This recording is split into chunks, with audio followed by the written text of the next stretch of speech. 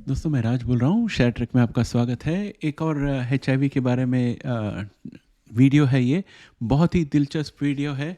लेकिन अगर आप इस वीडियो को इसलिए देख रहे हो कि मैं बताऊंगा कि इंडिया में दवाई आ गई है और उसका भाव ये है, या कोई दवाई अप्रूव हो गई है, तो ये वैसा वीडियो नहीं है। आप यहीं से वीडियो बंद करके आप चले जाइए। लेकिन अगर आपको इंटरेस्ट है ये देखने में कि एचआईवी का ट्रीटमेंट के लिए कितनी प्रोग्रेस हो रही है, तरह तरह की अलग अलग तरह की प्रोग्रेस हो रही है, तो ये वीडियो ज़रूर आखिरी तक देखिएगा, आपको बहुत मज़ा आएगा। चलो इसके साथ शुरू करते हैं इस वीडियो को।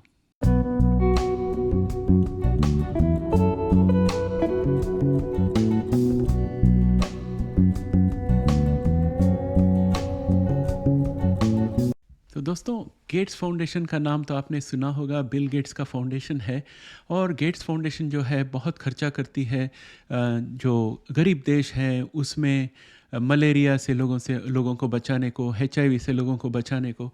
तो जहाँ भी एचआईवी मलेरिया वगैरह का प्रोग्राम होता है, या स्वच्छ पानी का अभियान होता है, या टॉयलेट का कोई प्रोजेक्ट होता है, इलेक्ट्रिसिटी का प्रोजेक्ट होता है, तो बिल गेट्स फाउंडेशन जो है वो वहाँ पर पैसे देती है। उसको ग्रांट कहते हैं। और साथ ही साथ अपना जो टेक्निकल नॉलेज है वगैरह भी प्रदान करती है, ताकि वो प्रोजेक्ट अच्छी तरह से सफल हो जाए। तो दोस्तों, गेट्स फाउंडेशन ने हाल ही में एक कंपनी को ग्रांट दिया। उस कंपनी का नाम है गिंको बायोवर्क्स। और उसको ग्रांट इसलिए दिया ताकि वो एक प्रोटीन बेस्ड थेरेपी बनाए एचआईवी और मलेरिया के लिए। तो आपको ये समझना ज़रूरी होगा कि ये प्रोटीन बेस्ड दवा क्या होती है, प्रोटीन बेस्ड मेडिसिन क्या होती है। तो पहले मैं आपको प्रोटीन बेस्ड मेडिसिन के बारे में समझाता हूँ, और उसके बाद आपको थोड़े एग्जाम्पल्स भी दूंगा प्रोटीन बेस्ड मेडिसिन के। आपको आश्चर्य होगा कि काफ़ी फेमस मेडिसिन प्रोटीन बेस्ड है जो आप अभी तक नहीं जानते थे। तो प्रोटीन बेस्ड ड्रग्स जो है वो एक फार्मास्यूटिकल्स है जिसके अंदर प्रोटीन या पेप्टाइड होता है। और ये जो प्रोटीन या पेप्टाइड है वो इस तरह से डिज़ाइन किया जाता है ताकि शरीर के अंदर वो स्पेसिफिक मेडिकल कंडीशन को हैंडल करे, या स्पेसिफिक पार्ट को हैंडल करे, उस तरह से बनाया जाता है। और हमेशा जो मेडिसिन मिलती है आपको, एस्पिरिन वगैरह लेते हैं, उसे स्मॉल मॉलिक्यूल ड्रग कहते हैं। लेकिन प्रोटीन बेस्ड ड्रग्स जो है वो काफ़ी बड़े मॉलिक्यूल्स होते हैं। तो तरह तरह के प्रोटीन बेस्ड ड्रग्स हैं। एक होता है मोनोक्लोनल एंटीबॉडीज़, आपने सुना होगा, MABs।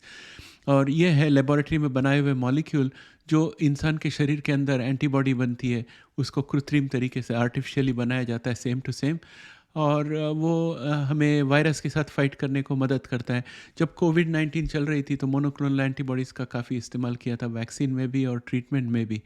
और मोनोक्लोनल एंटीबॉडीज़ है उसको ख़ास एक पर्टिकुलर प्रोटीन के लिए टारगेट करके बना सकते हैं, तो ताकि कैंसर, ऑटो इम्यून डिजीज़ में भी इसका प्रयोग किया जा सकता है।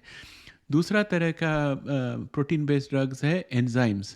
प्रोटीन्स जो बायोकेमिकल, शरीर में जो बायोकेमिकल रिएक्शन होते हैं उसको कैटलाइज करते हैं। कैटलाइज करने का मतलब है उसको समझ लीजिए, दो द्रव्यों को साथ में डालें तो जो रिएक्शन होता है, अगर 10 मिनट उसको लगता है, तो अगर तीसरा द्रव्य उसमें डालने से वो ओरिजिनल रिएक्शन जो है 5 मिनट में ख़त्म हो जाएगा। उसका मतलब है जो तीसरा द्रव्य को लेके आए थे वो कैटलिस्ट गिना जाता है, क्योंकि वो रिएक्शन में शामिल नहीं होता, लेकिन रिएक्शन को जल्दी और अच्छी तरह से ख़त्म होने में मदद करता है। तो इस तरह से एंजाइम्स का काम होती है। ये भी जिनके शरीर में कोई कोई डाइजेस्टिव एंजाइम या कोई और एंजाइम की कमी हो, तो उनको ये हेल्प कर सकता है। और एक और टाइप का ड्रग है, प्रोटीन बेस्ड ड्रग है, वो है पेप्टाइड हार्मोन्स। और ये जो है प्रोटीन या पेप्टाइड होते हैं जो सिग्नलिंग मॉलिक्यूल्स है बॉडी के अंदर। एक एग्जांपल है इंसुलिन, और इसको हम डायबिटीज़ के लिए यूज़ करते हैं। और तरह तरह के ग्रोथ हार्मोन्स होते हैं, जो हाइट बढ़ाने का हार्मोन होता है वगैरह, तो वहाँ पर यूज़ किया जाता है। और आखिरी में एक फ्यूजन प्रोटीन्स नाम की भी एक ड्रग है।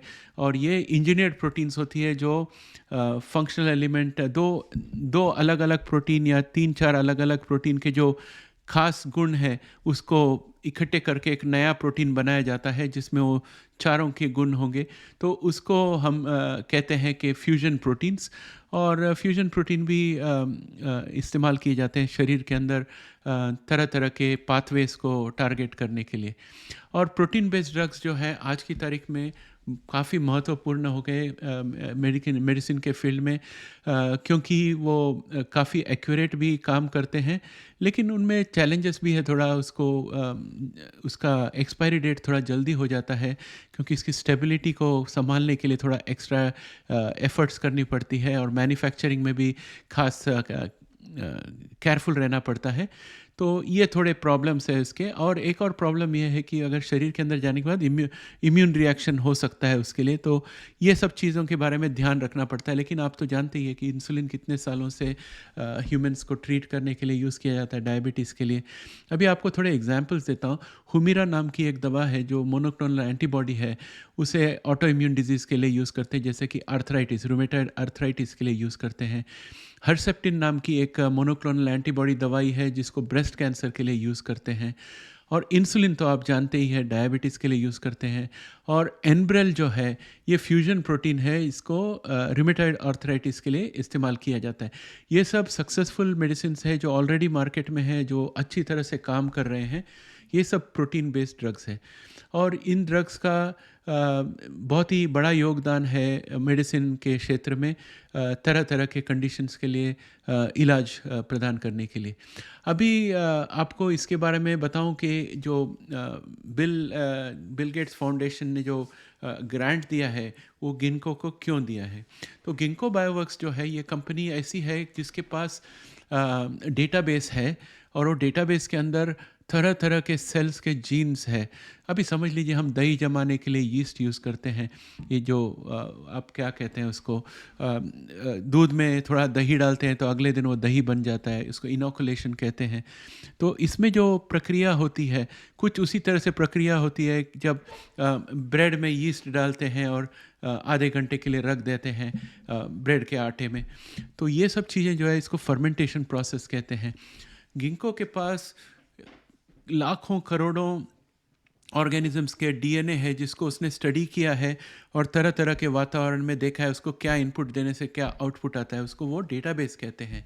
और उनके पास एक फाउंड्री सिस्टम है, वो फाउंड्री सिस्टम में उनको जो ऑर्गेनिज्म चाहिए वो तुरंत उसका लाखों कॉपीज़ बना सकते हैं फाउंड्री में डालकर।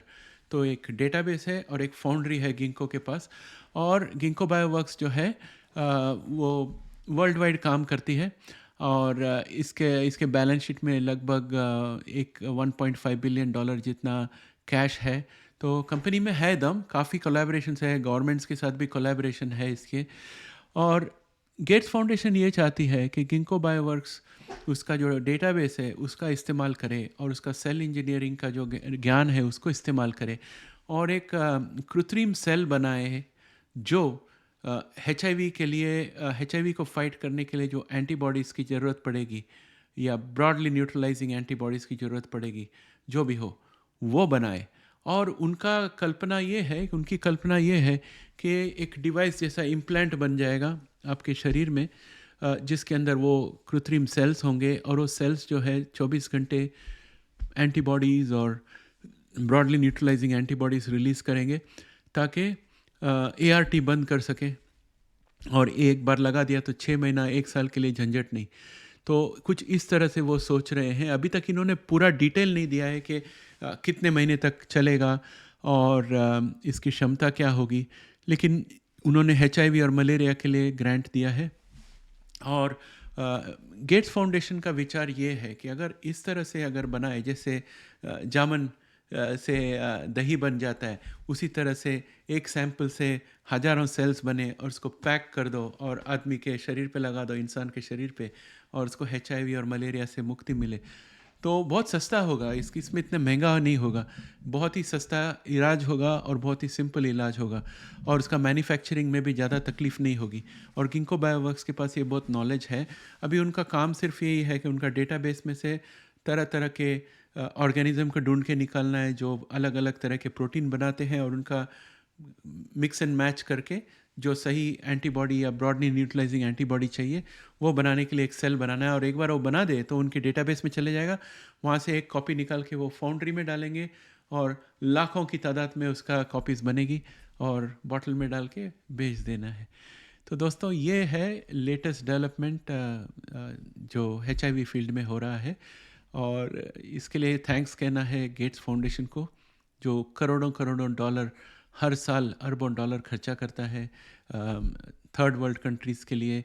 HIV, मलेरिया और डेंगू फीवर, पानी, स्वच्छ पानी पीने के लिए, इलेक्ट्रिसिटी, ये सब चीज़ के प्रोजेक्ट में वो पैसे डालता है ताकि दुनिया भर में आप गरीब से गरीब देश में लोगों को जीने का जो क्वालिटी ऑफ लाइफ है वो थोड़ा अच्छा बना सके।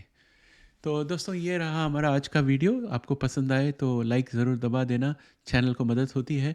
और आपकी जो प्रतिक्रिया है इसके बारे में डिस्क्रिप्शन में डाल देना, लेकिन सिर्फ ये नहीं पूछना कि इंडिया में कब आ रही है, इसका क्या भाव होगा, क्योंकि ये तो अभी ऑर्डर साइन हुआ है सिर्फ।